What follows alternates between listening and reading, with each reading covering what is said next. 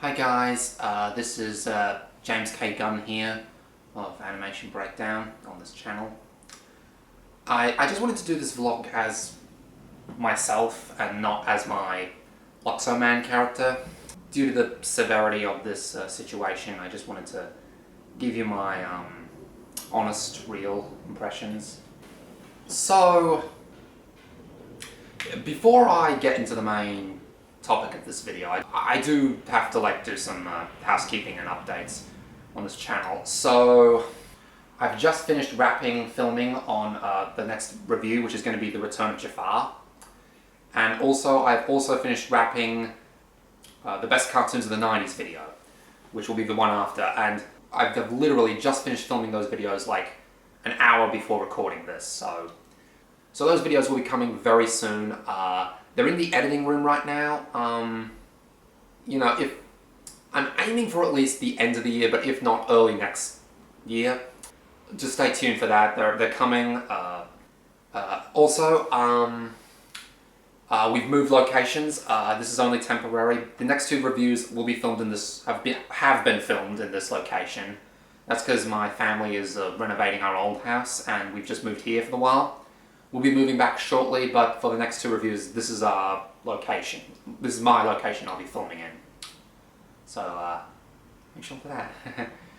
But, okay, let's get to the main topic of this video. Today is the 13th of November, around 10:30 Brisbane time, which is probably like the 12th of November in the States. And a handful of hours ago, it was announced that Stan Lee, if not the creator, at least a co-creator of a majority of the Marvel characters, has passed away in a hospital. I don't wish to go into the circumstances of his death, since I feel that's something that his family should discuss. I just wanted to give you my honest thoughts on this. Yeah, it's sad, and it's heartbreaking. Actually, no, it's very sad. And I'll say this, yes. I mean, he's a good age. He was a very good age. 95, which, holy crap.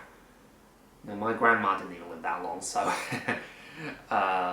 despite him being a good age, this is still a tragic loss for the comic book community. And I'm saying that as not just a fan of the movies and TV shows, of course, which I am, the animated shows especially, but also as a semi-casual comic book fan. I mean, these are like my, these are like omnibuses that collect like the first 100 or so issues of The Amazing Spider-Man. I mean, this is the entire original Stan Lee, Steve Ditko run. Got these, which are the first, a much more affordable. I really recommend these as well. The original Stan Lee, Jack Kirby runs on the Avengers and Fantastic Four. Very good books. Yeah, this is a real tragic loss to the comic book community. Not just the comic book community or the film community, just the fan community in general. And because he was... Before we had Comic-Con, or... Before fanboy culture is what it is now, and we've gotten to a point where we're just a bit overly self-entitled. It wasn't easy being a nerd in those days. We were picked on, we were bullied, and not like, oh, I'm gonna tell your mum. No, you got the shit beaten out of you if you were a nerd, if you openly liked, stuff like, comics or animation and stuff. And Stan Lee, just by being around and just by going out, just made it cool to like the stuff and made us feel comfortable liking the stuff we like and being sort of a big figure in the fanboy community. And so yeah, this is just a tragic loss to like the fanboy community. Like, once again, he was 95, so it's not like it was a tragic death. He wasn't taken untimely from us like Robin Williams or anything, but it's still sad, and it's still a tragic loss. And look, I know there's going to be a lot. I haven't looked on Twitter yet, and I know there's a lot of respectful, rest in peace, Stan, you're a legend, I'm going to miss you so much, and all that good stuff, but I also know there's also going to be a bunch of fans like, Stan Lee didn't really create the Marvel characters, that was Jack Kirby and Steve Ditko. And look, that's a whole argument in and of itself. And look, that's honestly an argument for another day. I'm not saying there is definitely validity to that claim, but I think it's an inappropriate time to say that, and honestly, I think Stan Lee still contributed a lot to these characters. And I'm not... Yes, Jack Kirby and Steve Ditko were equally responsible for the writing and creation of the comics as Stan Lee was, but... And yes, Stan Lee was more of an editor than he was a writer, but at the same time, he still was heavily involved in the creation of the characters, at least early on. And he was a damn good editor. At the end of the day, he really respected what Jack Kirby and Steve Ditko brought to Marvel Comics, and I know this for two reasons. One, on all the earliest comics from the very first day, it always says at the bottom, like, if you up on all the movies, on all the things, on all the comics, it always says Fantastic Four or Avengers, whatever, by Stan Lee and Jack Kirby, or by Stan Lee and Steve Ditko, or Stan Lee and John Romita Sr., whoever he was working with at the time. I know there was a time in like the 60s and 70s when he was being a bit of a narcissist and just sort of stretching the truth and taking credit for everything.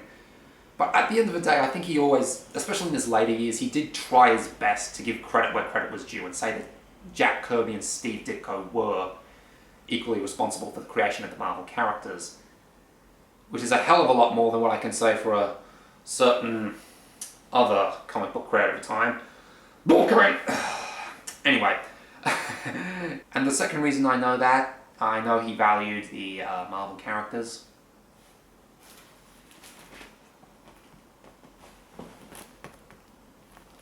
I met him. I met him last year. Yeah, so I'll get to the title of this video. You know, the time I met Stan Lee. So it was about a year ago. I was in university. I was doing my second year, and I was in the middle of an assignment. And I got word that Supernova, I had never been to Supernova before. The Supernova for you outside the Brisbane area is sort of like the, it's kind of like Comic-Con or like any convention. It's a fan convention. And last year, it was September, I think, and it was announced that at this year's Supernova, Stan Lee was going to be a guest, and he was going to be, you could take his photo with him, he could sign things, and you could ask him a Q&A and stuff. And at the time I was like, ugh, do I really, really want to go? And I just knew in my heart that Stan Lee just wasn't going to be around for a whole lot longer. And this is because, let's be honest, he was in his 90s, flying all the way from the States to Australia. That's a big deal for a guy his age. And just the fact he still had enough energy to do that at that point, that was like amazing. And so I was like, at the same time I was like, oh, I really want to see him, this might be my only chance, but oh, I can't, I have an assignment. And then I just said, you know what, fuck it, I'm just gonna, pardon my language, but I said, screw it, I'm just gonna do it. And so I went online, booked a photo op with him, and I went to Supernova, had a lot of fun there. You know, I saw some things, some people and things. But Stan Lee, I remember I remember getting my picture with him. And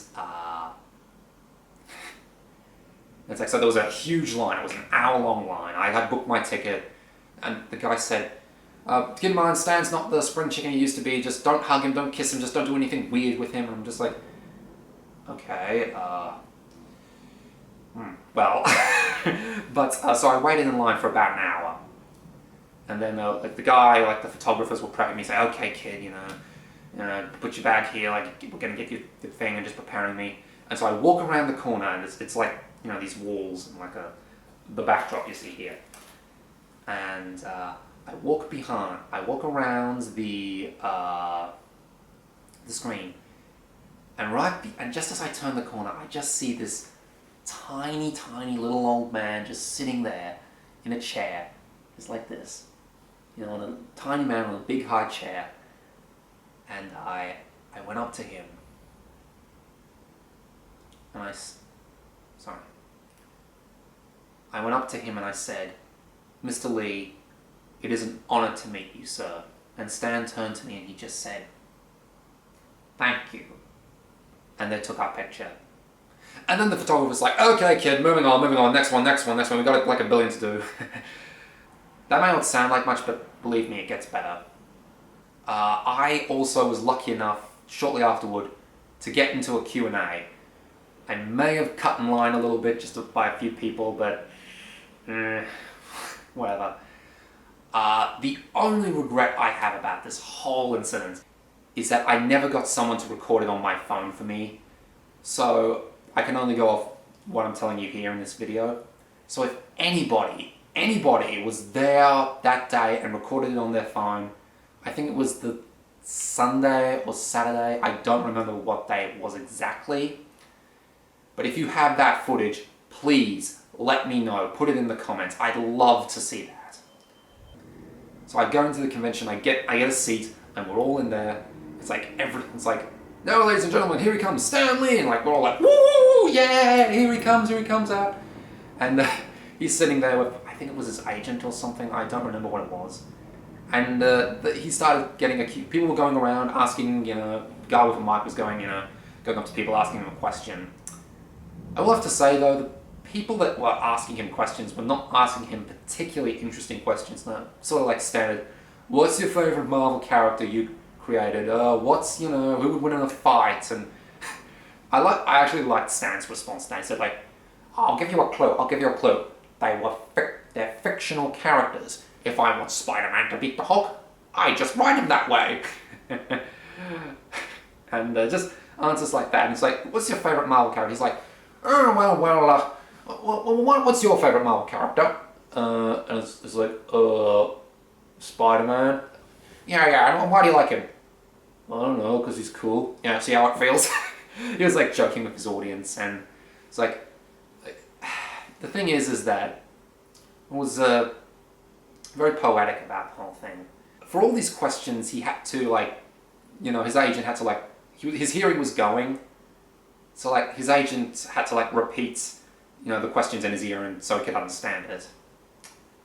But I was fortunate enough to ask him a question, and I asked him a very good one. Not a controversial question or anything, but I got up, I said to his mic, "Hello Stan, big fan of yours." And I said to him, asked him the question, what was it like working with Jack Kirby and Steve Ditko? For all the other questions, he was deaf, he couldn't hear anything, so his agent had to repeat it, in his ear, and so he could understand it. But the minute I said Jack Kirby and Steve Ditko, he didn't need that. He just instantly said, "Wonderful." He said, "Oh, it was wonderful. Oh, it was so good. Jack Kirby, he would take my stories and he would make them a million times better. Most artists, when they usually draw something, they usually draw a few lines and then they erase it out here and then draw another line. But Jack, he had it all up here. He just would go off at him like a bolt. He would had it all up here, I'm tracing it up in his plan. And he was so good that I gave him the name Jack the King Kirby, the King of Comics." And I'm just in my head, I'm just well, no, you didn't, Stan. That was his old boss that gave him his name. But look, you're in your 90s, so I'll give you a pass on that. And he said, and Steve Ditko. Well, Steve Ditko was still alive at the time. With again, rest in peace, Steve Ditko. He died earlier this year too. He's like, and Steve Ditko, he was so good. His drawings of Spider-Man was so funny. He'd draw them, they cracked me up all the time, and the way he would swing around on those webs, it was so funny. John Romita, he was good too. But those two guys, they were so good. I could go on all day. And then he just said, I wish Jack was still here with me today, and Steve was still working with me. And we all applauded, and there was a tremendous applause. And yeah, that just really goes to show you that even though he wasn't perfect, he had his flaws, much like Walt Disney had his flaws, or many other creators had their flaws. But like Walt Disney, there was equal parts good as there was bad. And at the end of the day, I think he still respected and appreciated them and probably missed them dearly. And maybe now he's up there. I don't know where maybe now he's up there, with Jack and Steve and all his other fallen contributors, and in whatever realm we go to after we die, just chatting and making amends, and tremendous loss. I think it's stuff like that just shows that despite his flaws, he, as well as Jack and Steve, changed comics forever, and I think we owe all three of these gentlemen, as well as, John Romita and all those, thank you for all you have done for us, and I'm glad I just had the privilege to meet you in person, Mr. Lee, before you could go. They say you should never meet your heroes. They say, "Oh, kid, don't ever meet your heroes." Well, I met one of mine. So, rest in peace, Stanley.